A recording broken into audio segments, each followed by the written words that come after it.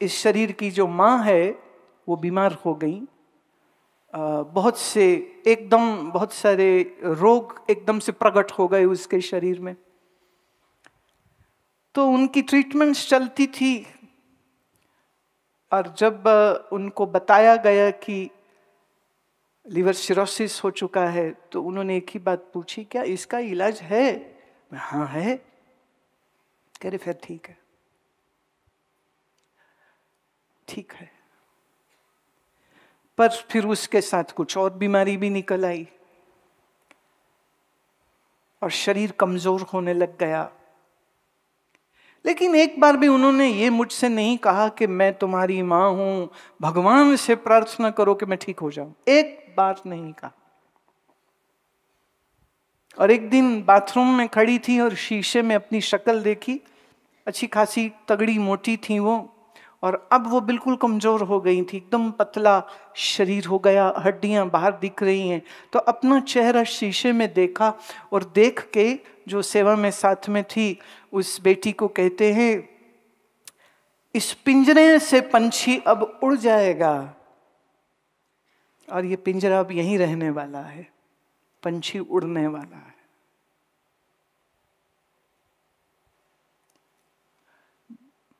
जो वो रोज अपनी नैतिक नियमित जो साधना करती थी वो उनकी चलती रही। एक बार मैंने सामने से उनको पूछा, मन कैसा है? तो बोली, आप हो ना, सब ठीक है, कोई शिकायत नहीं। मन में कुछ दुख है? बोले बिल्कुल भी नहीं। कुछ भय है? बोले बिल्कुल भी नहीं। और वो वीडियो रिकॉर्डिंग हमारे किसी आश्रमवासी ने की थी, जिसमें उन्होंने एक बड़ा सुंदर भजन मुझको सुनाया, गीत गाया उन्होंने। गायिका नहीं थी वो, पर फिर भी गीत गाया उन्होंने।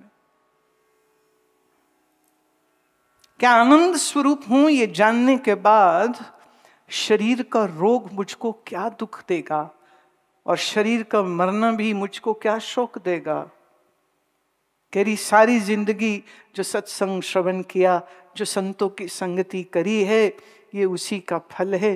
कहते मुझे ना कोई डर है, ना कोई भय है, ना मेरे मन में कोई प्रार्थना है कि शरीर ठीक हो जाए। कि मैं, हाँ ये बोलते थे, कहते दुनिया प्यारी बड़ी है, कुछ और दिन रहती तो प्यारी प्यारी दुनिया देखती, और नहीं रहे तो कोई बात नहीं, नहीं रहे तो भय नहीं, डर नहीं, शोक नहीं। मजा तो फिर यही है ना। आपके सुने हुए ज्ञान और सत्संग की परीक्षा यही होती है कि जब जिंदगी में मुश्किल समय आए, उस समय तुम्हारा मन डोलता नहीं है,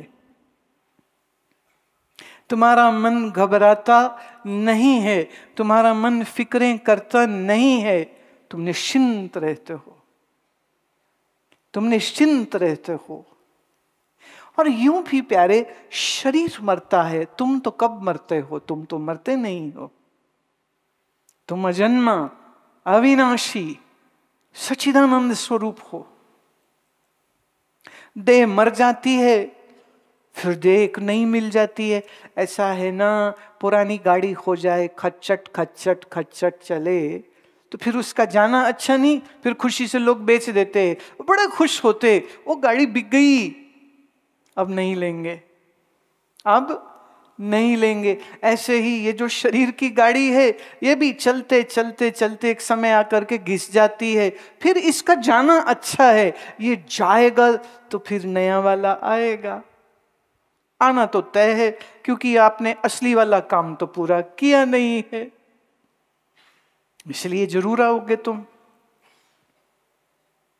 तुम्हें हैरत होगी, जब से सबको ये बात मालूम है कि मैं कन्याओं का, पुत्रियों का नामकरण करती हूँ। एक समय ऐसा था, आज से कोई 20 साल पहले, फीमेल फिटिसाइड और इन्फेंटिसाइड बहुत ज्यादा हो रहा था, भ्रूण हत्या होती थी।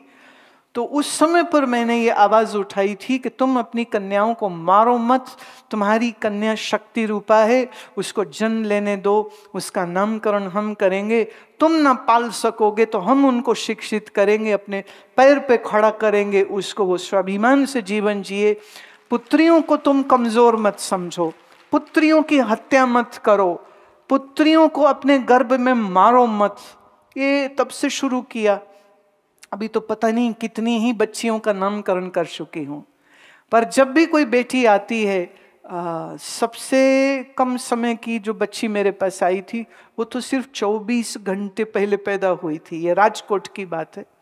माँ हॉस्पिटल से अपनी बच्ची को ले करके, अपनी फैमिली को ले करके जहाँ मैं रुकी थी वहाँ ले आई और कहते हैं कि आप इसका नामकरण करिए, फिर आपने चले जाना है।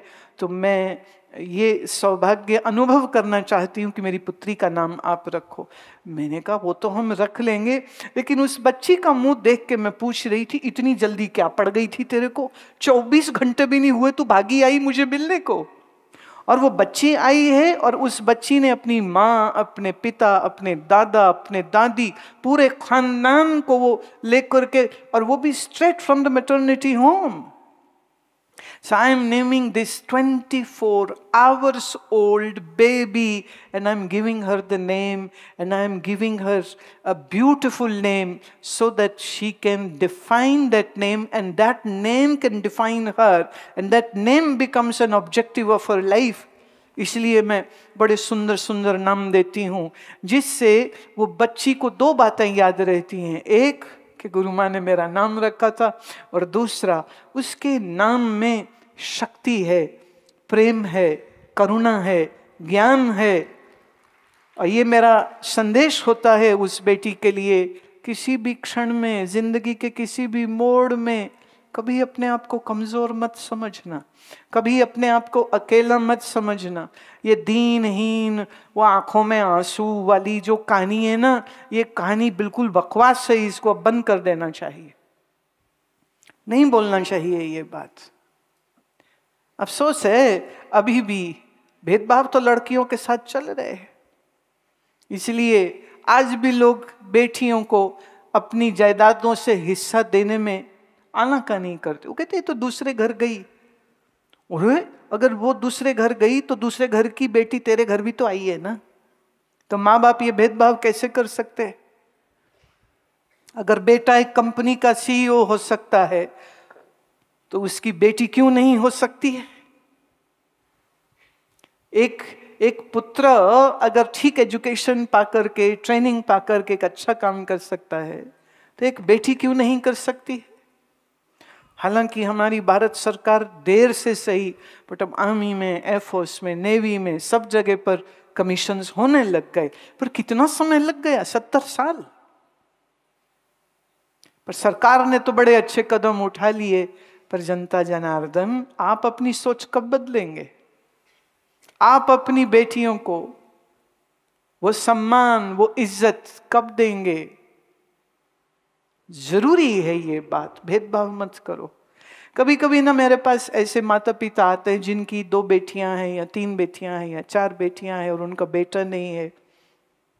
वो ये बात कहते हैं, बोले जब तक आप नहीं मिले थे हम दुखी होते थे, हमारा क्या होगा, हमारा क्या होगा। लेकिन कहते अब ऐसी कोई चिंता, कोई फिक्र नहीं लगती। हमारी बेटी हमारी शक्ति है, हमारा गौरव है, और हमारे जमाई हमारे पुत्र हैं। तो बेटी और बेटे में भेद करने वाले लोग कैसे माँ पार्वती की पूजा कर सकते हैं? कैसे दुर्गा के सामने जाके हाथ जोड़ सकते हैं जब घर में बैठी दुर्गा को वो प्यार नहीं दे सकते, सम्मान नहीं दे सकते? तो मंदिर में खड़ी मूर्ति के आगे हाथ जोड़ने का क्या मतलब? तो ढोंग हो गया ना ये तो।